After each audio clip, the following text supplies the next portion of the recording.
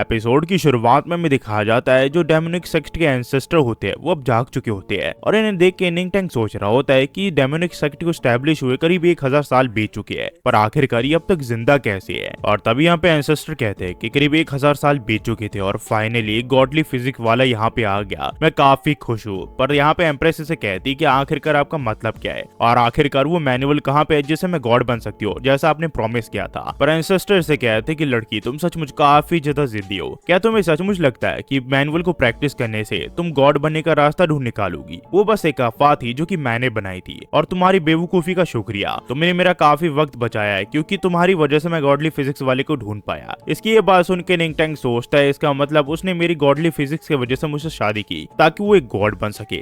तो एम्प्रेस से कहती है कि जो एंसेस्ट्रल टेक्निक जो कि आपने हमें पास डाउन की थी और हमारे generation to generation pass down होती जा रही है सेक्ट में, क्या उसका यही पर्पस था कि इस दुनिया में आप वापस आ सको? ये कहता कि तुमने बिल्कुल सही कहा, प्रीवियस जितने भी लीडर रहे वो यूजलेस थे और उनमें से कोई भी गॉडली फिजिक्स को ढूंढ नहीं पाया, पर लकीली इस बार तुमने मेरे लिए वो कर दिखाया। तो एम्प्रेस कहती है क्या तुम मेरे साथ मजाक कर रहे हो? और वो हेवनली डेमोनिक पाम का यूज करके इसके ऊपर हमला कर देती है जो कि काफी भयानक होता है। इसके इस हमले को देख के नियांग टैंग सोचता है कि इसकी ताकत मुझसे कई गुना ज्यादा है क्योंकि वो एम्परर लेवल की है और उसके जो पाम का हमला है वो मुझसे कई गुना ज्यादा ताकतवर है। तभी यहाँ पे एंसेस्टर एम्प्रेस को कहते हैं कि छोटी लड़की, बेशक तुम इमॉर्टल एम्परर रेल्म कल्टीवेटर हो पर फिर भी तुम मेरा कुछ नहीं बिगाड़ सकती क्योंकि मैं तुम्हारा एंसेस्टर हूँ। पर हाँ, अभी मैं जिस स्टेट में हूँ मैं तुमसे मुकाबला नहीं कर सकता, पर मैं इतना पागल नहीं हूँ कि मैं तुम्हारे ऊपर डायरेक्ट हमला करूँ क्योंकि मेरा टारगेट तुम्हारा हस्बैंड है। और वो निंग टैंग के ऊपर हमला कर देता है। निंग टैंग कहता है कि मैं समझ गया कि तुम्हें मेरी बॉडी चाहिए, तो आओ मेरी बॉडी को ले लो। यहाँ एम्प्रेस से बचाने की कोशिश करती है पर काफी देर हो जाती है और वो इसकी बॉडी के अंदर घुस जाता है। वहीं पे हमें स्पिरिचुअल सीक यहाँ दिखाया जाता है जहाँ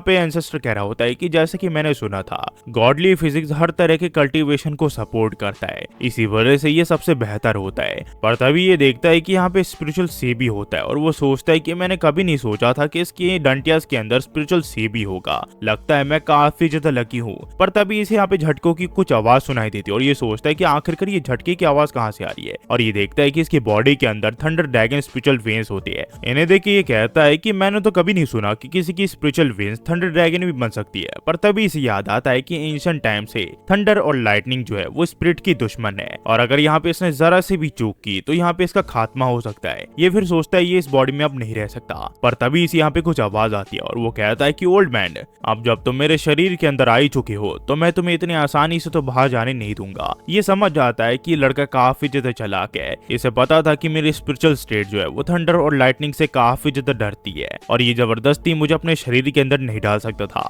और तभी इसने जानबूझ के मुझे अपने शरीर के अंदर आने दिया। तभी यहाँ पे निंग टैंग का सिस्टम उसे बताता है कि हेवनली डीमन को शॉक करने की वजह से इसे स्पिरिट डिस्ट्रक्शन स्किल मिला है। निंग टैंग फिर से कहता है कि क्या हुआ हेवनली डीमन, अब तुम उतने एरोगेंट नहीं हो क्या? ये कहता है कि बच्चे, बेशक अभी मैं स्पिरिट फॉर्म में हूँ पर फिर भी मैं एक इमॉर्टल एम्परर रेल्म में हूँ, तुम मुझे इतनी आसानी से नहीं मार सकते। इसके बाद ये हेवनली पाम का यूज करके इसके ऊपर हमला कर देता है पर यहाँ पे निंग टैंग अपने ड्रैगन की मदद से इसके हमले को रोक देता है जो देख के हेवनली डीमन शॉक में चले जाता है। जिसके बाद निंग टैंग अपनी स्किल का यूज करके इसके ऊपर हमला कर देता है जो कि होती है स्पिरिट डिस्ट्रक्शन स्किल और इस हमले के बाद ये अपनी आधी ताकतों का यूज नहीं कर पा रहा होता है। तो ये इसे कहता है कि हेवनली डीमन, अब तुम्हें स्ट्रगल करना बंद कर देना चाहिए और चुपचाप मेरे गॉडली फिजिक्स के लिए पावर बन जाना चाहिए। तो ये कहता है कि बच्चे मैं तुम्हें खत्म कर दूंगा। पर निंग टैंग यहाँ पे अपने ड्रैगन को इसे ऑब्जर्व करने का आदेश देता है और ऐसा ही होता है और ऐसा करके हेवनली डीमन मारा जाता है। वहीं पे हमें बाहर दिखाया जाता है जहाँ पे हम देखते हैं एम्प्रेस को जो कि कह रही होती है कि मैनुअल जिससे मैं गॉड बन सकती थी वो सिर्फ एक अफवाह थी, ये सब एक स्कैम था।